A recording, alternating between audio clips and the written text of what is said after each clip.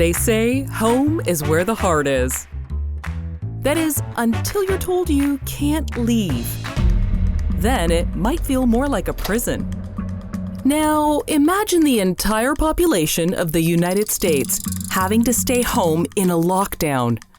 That's over 330 million people.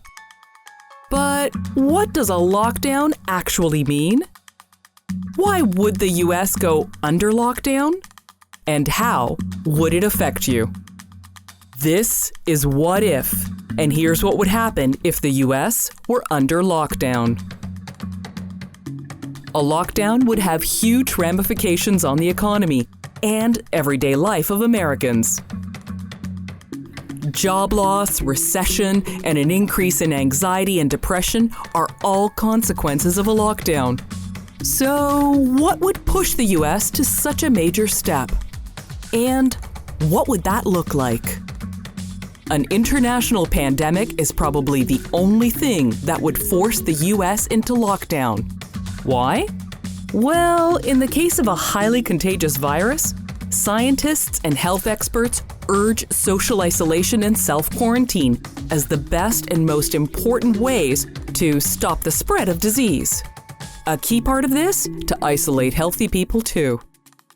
But seeing as healthy people might be less likely to volunteer self-isolation, the government might decide to step in and mandate that people don't leave their home except for essential activities. What are essential activities? Well, take grocery shopping and essential jobs like medical staff or garbage collection as examples. And don't forget truck drivers. They're the backbone of the food supply chain. America has already been facing a shortage of truck drivers since 2018 and could face even more shortages with the viral pandemic. But what about farmers? Luckily, because farming happens in rural areas, experts don't think there will be too much disruption to agriculture. But with the combination of panic buying and a shortage of truck drivers, grocery stores can find it difficult to keep their shelves stocked.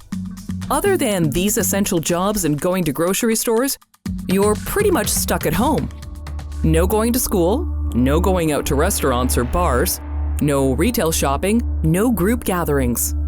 If you're lucky, you could still work from home. This would offer some sort of routine and distraction throughout the day, as well as necessary income. If you're in an industry such as travel, food services, or brick-and-mortar retail, then you're not so lucky. You would lose your income for an undefined amount of time. Loss of income for many people puts them at risk of losing the roof over their head. 18 million people in the US spend over 50% or more of their income on rent or mortgage. To help ease this burden, states may put holds on evictions and foreclosures during a lockdown. This happened during the 2020 pandemic.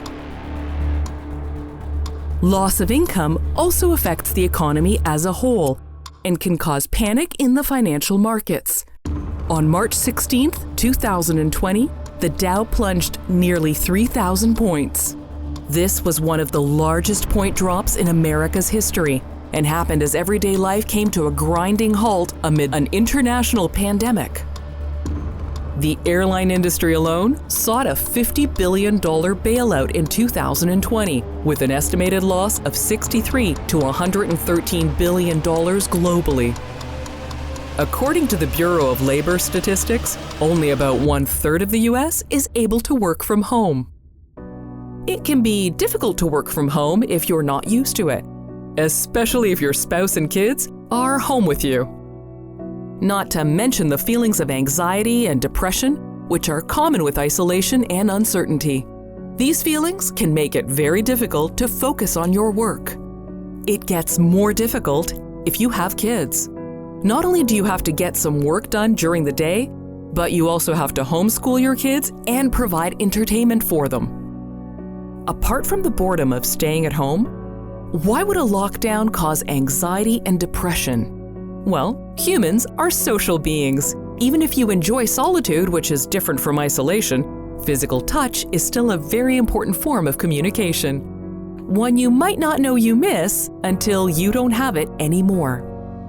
In a study performed after the 2003 SARS outbreak, individuals who were quarantined often had high levels of psychological distress.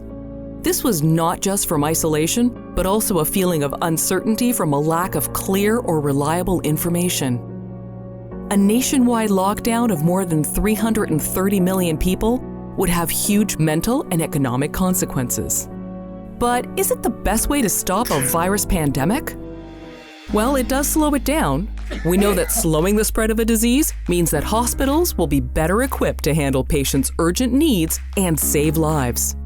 But a mandatory geographic quarantine is the most severe form of a lockdown and would probably be seen as unconstitutional in the US.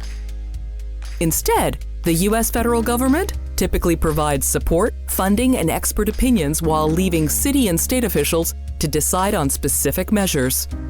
Closing schools, banning bars and restaurants, canceling all events, and urging people to work from home were all mandates that happened during the pandemic in 2020. In times of pandemics and lockdowns, we have to remember our individual actions and decisions really do matter and make a difference. Most important, we are all part of a community and we need to unite together, even if we can't physically be together. One thing you definitely don't need to do is hoard all the toilet paper. But that's a story for another What If.